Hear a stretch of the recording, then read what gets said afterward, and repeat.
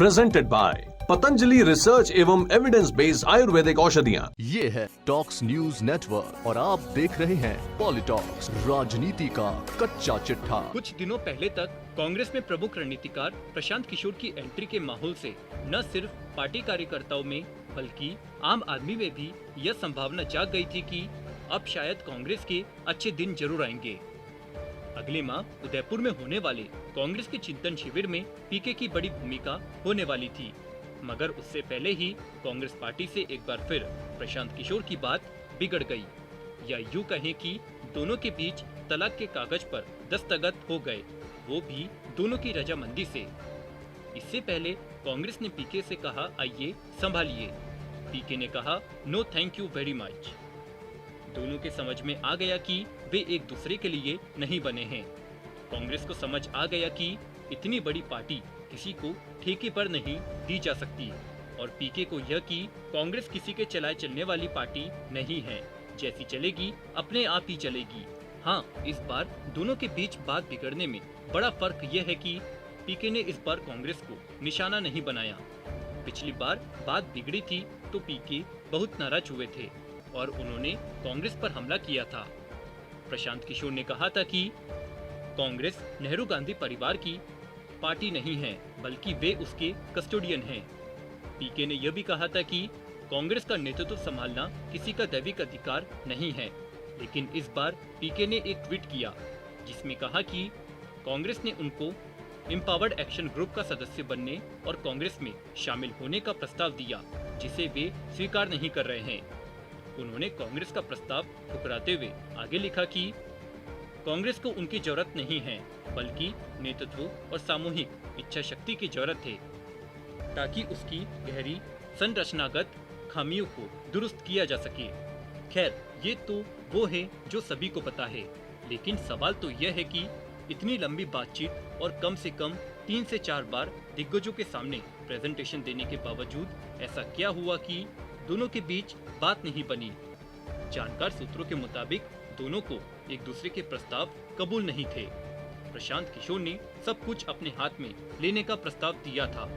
बताया जा रहा है कि पीके अकेले सब संभालना चाह रहे थे और उन्होंने यह भी कहा था कि पार्टी के नेताओं की ओर से किसी तरह के दखल नहीं होने चाहिए। वे सीधे सोनिया या राहुल गांधी को रिपोर्ट करना चाहते थे, लेकिन कांग्रेस के नेता इसके लिए तैयार नहीं थे। यहाँ आपको बता दें कि कांग्रेस के यह कहने से कि हमने प्रशांत किशोर को पार्टी में आने का और एम्पावर्ड एक्शन ग्रुप 2024 को हेड करने का ऑफर दिया था, इससे साबित हो गया कि कांग्रेस को पीके की जरूरत थी। नहीं होती तो सर्वोच्च स्तर पर इतने दिनों तक बातचीत प्रेजेंटेशन का सिलसिला नहीं चलता। कांग्रेस की हालत चाहे जितनी बुरी हो, मगर सोनिया गांधी है। उनसे मिलने के लिए अभी भी बड़े बड़े लोगों की रिक्वेस्ट हफ्तों पेंडिंग पड़ी रहती है। वहीं पीके से सोनिया गांधी ने लगातार 4 से 5 दिन मुलाकात की, तो जरूरत कांग्रेस को थी, यह तय है। वहीं सियासी जानकारों की माने तो यहाँ प्रशांत किशोर से गलती यह हो गई कि उन्होंने समझा कि कांग्रेस बिल्कुल खत्म हो गई है और उसको संजीवनी वे ही सुधाएंगे। इसी चक्कर में वे राहुल गांधी को साइडलाइन करने की बात करने लगे। उन्हें लगा कि कांग्रेस में सबसे ताकतवर राहुल गांधी है। अगर पार्टी में आना है और अपनी जगह बनाना है तो इन्हें हटाना होगा। बस यही वे धोखा खा गए। राहुल को कांग्रेस अध्यक्ष पद से अलग हटाने की बात करके राहुल गांधी आज चाहे खुद अध्यक्ष बनने से मना करे, लेकिन अगर कोई और यह बात करे तो कांग्रेस इसे अपनी तौहीन समझती है।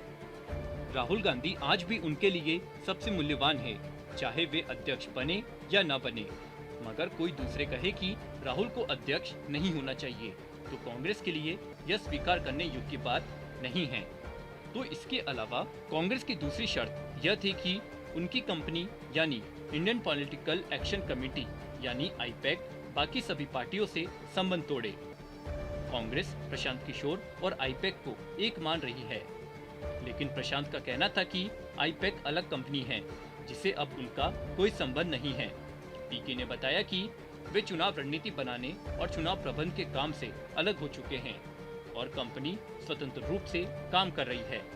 लेकिन पश्चिम बंगाल में ममता की टीएमसी से 2025 तक का करार और हाल ही में तेलंगाना में टीआरएस के साथ हुआ आईपेक का करार। यही नहीं, इस दौरान प्रशांत किशोर का लगातार 2 दिन तक हैदराबाद में मौजूद रहने से कांग्रेस को दिक्कत हुई। तो वहीं इन सब के अलावा एक तीसरा कारण यह है कि कांग्रेस के कुछ बिना आधार वाले और परजीवी नेताओं का असुरक्षा बोध है, जिनको लग रहा था कि पीके अगर कांग्रेस की कमान संभालते हैं तो उनकी छुट्टी हो जाएगी। इसलिए उन्होंने झूठे सच्चे प्रचार के जरिए संदेह पैदा किया। सही है कि प्रसाद ने पहली बार बात बिगड़ने पर कांग्रेस तोड़ने का प्रयास किया था, कई नेताओं को भड़काया था, लेकिन इस बार वे ईमानदारी से कांग्रेस को 2024 का चुनाव लड़ाना चाहते थे, क्योंकि उनको इसी में एकमात्र संभावना दिख रही थी। लेकिन मोदी से पुराने संबंधों और कांग्रेस विरोध के नाम पर कांग्रेस के नेताओं ने ही उनके रास्ते में बाधा डाल दी। दरअसल ये ही कांग्रेस है। देशी भाषा में कहते हैं कि या तो पिया ही चालेली, जो भी हो, मगर कांग्रेस को एक ऐसे व्यक्ति की जरूरत थी और अभी भी है जो सबकी सुन सके, जो सबसे मिल सके। प्रशांत किशोर का जो समर्थन कांग्रेस नेता कर रहे थे वह इसी वजह से था। एक ऐसा व्यक्ति की तलाश जो कांग्रेस नेतृत्व और बाकी पार्टी के बीच कड़ी का काम कर सके। पॉलिटॉक्स ब्यूरो, दिल्ली। ये है टॉक्स न्यूज नेटवर्क और आप देख रहे हैं पॉलिटॉक्स, राजनीति का कच्चा चिट्ठा।